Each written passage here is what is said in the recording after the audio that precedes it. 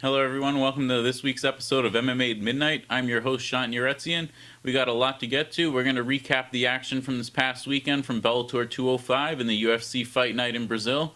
And we're also going to preview Bellator 206 coming up with Rory McDonald taking on Gegard Mousasi for his middleweight title and the fourth match between Rampage Jackson and Vanderlei Silva. I'm also bringing back the old segment of Midnights of Our Past. And this week we're going to review Pride 28 High Octane. This was the second matchup between Vanderlei and Rampage. Let's get started with recapping some of the action from the past weekend. In the Bellator 205 in the main event, AJ McKee ended up knocking out John Macapa with one punch. It was a brutal knockout, very impressive performance by AJ McKee again. And like I was saying in the preview show, great up-and-comer, very talented. He has all the potential in the world to be a champion. And I can't wait to see him fight again. It was a great knockout by him. Also on the card, we have Rafael Lovato Jr. taking on John Salter. Rafael Lovato Jr. ended up getting the choke, finishing John Salter off. And he's number one contender now for the belt. So maybe after this weekend, we'll see what happens with the Rory Mousasi fight. And probably he'll get a chance at that middleweight belt after that. So another great performance by Rafael Lovato Jr. Super impressive. He's got top-notch jiu-jitsu. His striking looks good as well. Really good performance. We also had Patricky Pitbull knocking out Roger Huerta on that card as well. A great performance by Patricky Pitbull. Another awesome knockout to add to his highlight reel. Great main card. Bellator, they always have exciting fights, lots of finishes. It was another good card by Bellator. Also on that last weekend, we had the UFC Fight Night 137 in Brazil. The main event was Thiago Santos, and he took on Eric Anders. These guys went back and forth. They were going for it. Eric Anders taking the fight on short notice. He definitely gassed, and by the end of the third round, he was collapsing. He couldn't even get back to his corner. He collapsed twice, and they ended up waving off the fight, which was the right call because there's no reason why anyone like that should continue. His corner was trying to get him up, but I'm glad they stopped the fight because that would have been ugly if they let him go to his corner and kind of come out for the fourth because he was clearly done. A lot of heart from Eric Anders. Great performance by Thiago Santos. He looked good at 205, so I'm excited to see what he does next there. Also, we had Antonio Rogerio Nogueira. He took on Sam Alvey. I haven't seen Little Nog in a while. It was good. He got the knockout. It was a good performance by him. It's kind of like his boxing, him and his brother, that boxing style they have. It looks sloppy, but they're very accurate with their striking. It seems like they're kind of just windmilling punches, but they have very good accuracy with their striking, their boxing. And, they always had really good boxing. They're one of those guys that really worked on their striking. They had, high-level jiu-jitsu, but they worked really hard on their boxing throughout the years. I don't know what's next for him. He's getting up there in age. I don't know if he's going to be fighting again, but it was a good performance by him. Also, we had Francisco Trinaldo ended up knocking out Evan Dunham with a sick knee to the body. That was a good performance by Francisco Trinaldo. There was a bunch of good fights on the card. There was some that were a little lackluster, but other ones that were good. Overall, it was a pretty good fight night. I don't want to spend too much time on it. We kind of covered some of the highlights from that. Let's move on to the Bellator 206 card coming up this Saturday. If you guys want to watch it, it's going to be on the DAZN app, DAZN. Download the app. I already downloaded, signed up. It's easy to use. They'll give you their first month free trial. It's a good app. They have the Bellator countdown episodes on there if you want to watch the countdowns before the fight Saturday. It's on the DAZN app. I like it so far. It's good. Definitely I'm always excited about getting any new content, any chance to watch some more fights or, like I said, they have the countdowns on there, anything like behind the scenes.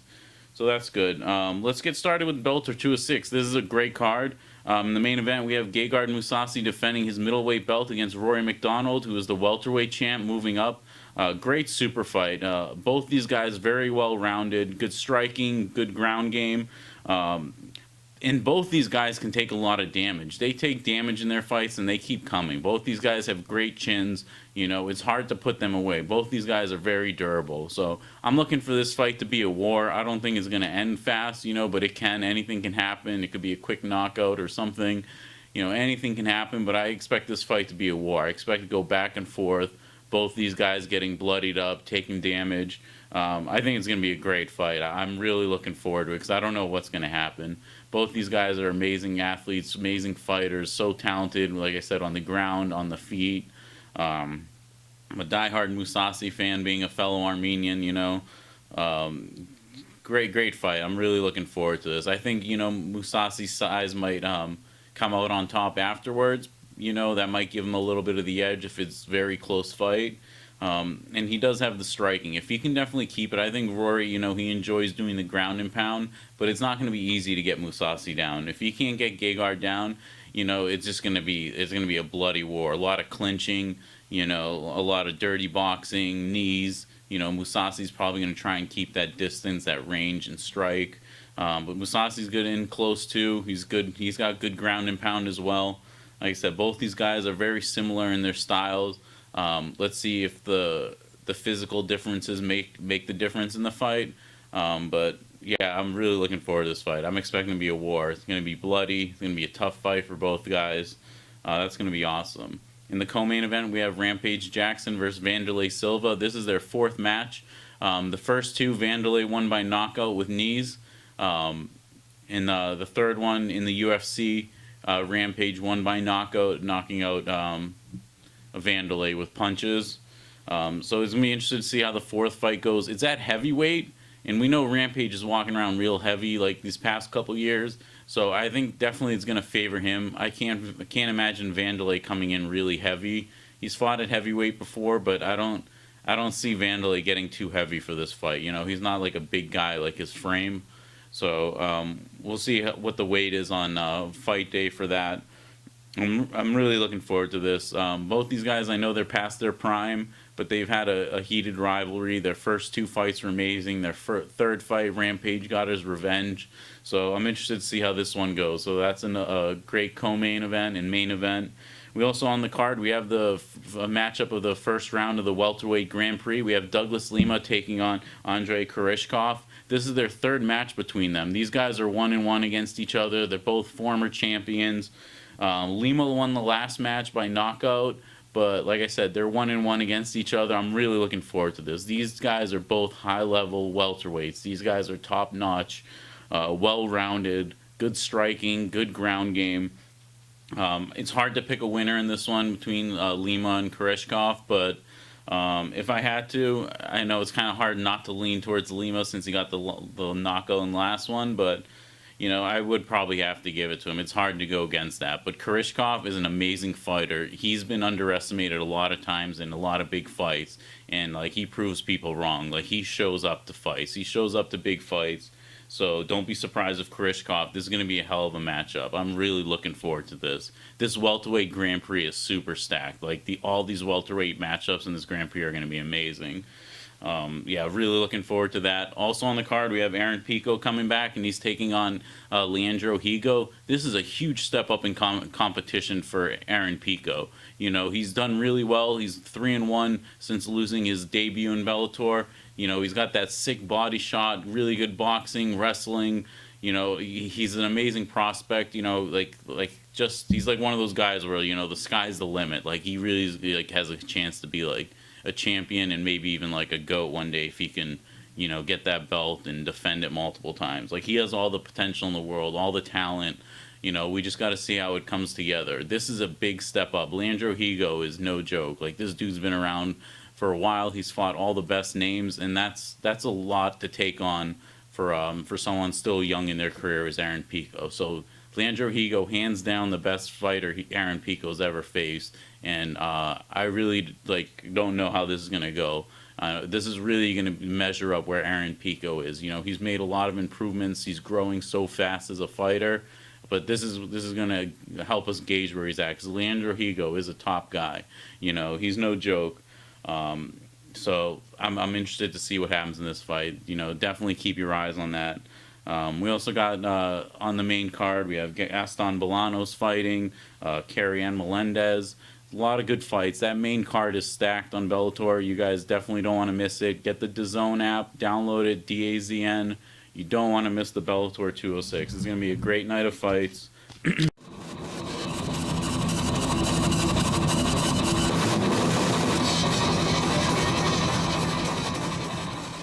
this segment I like to call Midnights of Our Past. It's been a while since we've done one. I wanted to bring it back, especially with the fights coming up this weekend with Rampage and Vanderlei having their fourth matchup.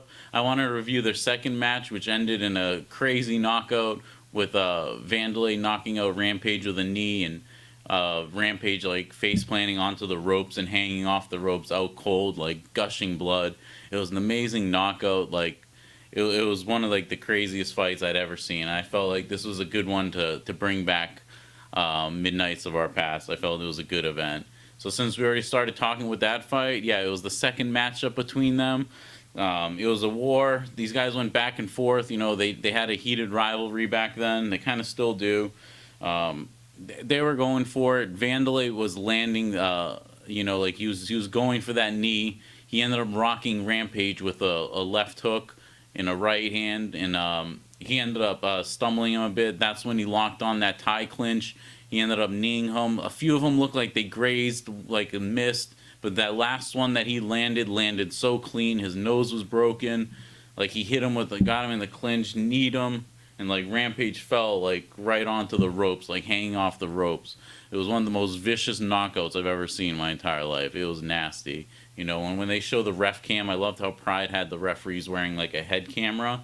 When they showed the replay of it, you can see like all the blood just pouring out of like Rampage's nose and face. Like it was a vicious knockout. If you've never seen it, you have to go back and watch Vanderlei versus Rampage 2, a Pride 28 high octane. It was an amazing knockout. Like I said, one of the best, most brutal knockouts of all time. Also in the co-main event, it was Mirko Cro Cop taking on Josh Barnett. This one ended it was an injury. Barnett ended up tapping out. It looked like he was going for a neck crank, and it looked like maybe that's what caused it. He ended up getting a shoulder, collarbone injury, and he ended up tapping out. It was a quick fight. Mirko, he's kind of a dick. After Barnett tapped out, Mirko ended up hitting him with a few extra punches and then like kicked him off him. Barnett was in the top position in Mirko's guard when it happened. Yeah, it was kind of a dick move by Mirko. Like he knew he was injured and he tapped out and he kind of hit him afterwards. You know, I was kind of a little oblivious and naive to it when I was like younger watching that because I was such a big Mirko fan. But yeah, going back and watching it, like yeah, it was kind of a dick move by Mirko. But yeah, that was a classic matchup, and don't worry, they ended up doing that match again. Also, in the fight before that, ended into the shoulder injury as well. It was like the curse of the shoulder injuries. Dan Henderson versus Kazuhiro Nakamura. Nakamura ended up dislocating his shoulder, and that fight ended up stopping short. But besides that, it's all action from the main event and on from here. It's all crazy action. We got Mark Hunt taking on Dan the Bull Bobish. Mark Hunt landing strikes as always. You know, he ended up kicking Dan the Bull Bobish right to the liver. Bobish ends up like collapsing against the ropes, you know, from the pain. Just, you know, like those body shots just shut you down, you know, especially to the liver. You know, you feel like you can't do anything. Like he just collapsed against the ropes and it was over. It was a great knockout. I love those like body shot knockouts. They're always intense to watch. It was a great performance by Mark Hunt. In the next fight before that, we had Alistair Overeem taking on Hiromitsu Kanehara. Kanehara is a warrior. He fought Mirko in the fight before this, and this guy can take damage. He's tough as nails. He doesn't fear anyone. He takes on like the most dangerous guys in the sport, like, and doesn't even care. He put up a good fight. Overeem was coming back to Pride after his knockout loss to Chuck Liddell in the Grand Prix. So he came back a little different. His physique was a little different, and this was like when you're starting to see the beginnings, you know, slowly like of like the Ubereem. You know, he started bulking up a bit. You can see he was more muscular in this fight compared to what he was in the Liddell fight. Yeah, this is where you started to see like a different Overeem, a little more aggressive, bigger. He was throwing knees, standing up to the body, to the head. He tried a bunch of flying knees, like he was going for it in this fight. He ended up winning by TKO, his doctor stoppage. Like there was like a cut, you know. Kanehara's eye was swollen too. That was a great performance by Overeem. We also, in the fight before, it was one of the most classic knockouts ever. It was Alexander Emelianenko taking on James Thompson. I'm sure you guys seen this knockout. If not, go online. Alexander Emelianenko versus James Thompson. Yeah, James Thompson, as soon as the opening bell, he charges across the ring like a bull and just starts swinging. And Alexander, just like with his crisp boxing and accurate striking, just lights him up and ends up knocking him out in a few seconds. It was a great knockout, amazing fight. It was one of those classic knockouts. Yeah, James Thompson just going nuts like he usually does in the beginning of the fight, and Alexander Emelianenko just staying calm, cool, collective, just throwing those accurate punches. It was a great knockout. Also, on the fight before that, we had Ricardo Arona making his return after getting a powerbomb knockout by Rampage Jackson. This was his fight back. You know, he wanted to make a statement, get back on the winning track, and he was taking on Sergey Ignatov, which is from Russian top team, and Arona, who was with Brazilian top team. They had a bit of a rival back in the day when Fedor was with Russian top team and Nogueira from Brazilian top team. I always loved how Pride, they always had like gyms, like they would put multiple fighters from gyms against each other as like and build these rivalries with the camps, with the fight camps and gyms. I always thought that was really cool, and it added a little extra something to the fights. Yeah, Ricardo Arona ended up winning by rear naked choke. He ended up holding the choke for like a few seconds longer. The referee was trying to pull him off. He did apologize afterwards, and it just seemed like he was really hungry for a win. Some people, you know, think like Ricardo Arona is a bit of a dick. You know, he is cocky, but yeah, he got the rear naked choke. He held it a little bit longer, but it was a crazy fight. If you remember watching these Pride fights, there's so much action. You can only imagine like the adrenaline with the fighters in these fights as well. They probably got carried away because there was a lot of like, you know, there was so much like action, adrenaline on those Pride events. There's just like the name of the event, High Octane. Like they were just nuts. Like it was so much fun watching these Pride events. I always love going back and watching them. And they still amaze me, even though like I watched them back in the day and I would watch them over and over again. They still amaze me every time. I'm just like, man, Pride was the best, you know. In the fight before that, we had Heath Herring versus Hirotaka Yokoi. Yokoi is a good, well-rounded fighter. Heath Herring, you guys know, the Texas Crazy Horse.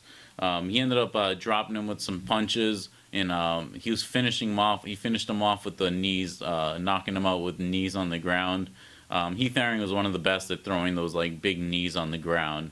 And that was another thing I missed about Pride. The knees on the ground were just so intense. Like, you know, if you got that guy in like that position, or if you sprawled and like, you know, stuffed their takedown, you knew they were vulnerable for knees. You know, if you rocked the guy and dropped him, if you got like a north-south or side control, we knew those knees were coming. Like, Pride was so awesome with that, the knees on the ground rule. It made it so exciting. Like I said, I just love going back and watching these Pride events. Pride 28, High Octane, yeah, it lived up to the name. Lots of finishes. The main event was like one of the most classic, brutal knockouts ever. The Alexander Emelianenko, James Thompson knockout.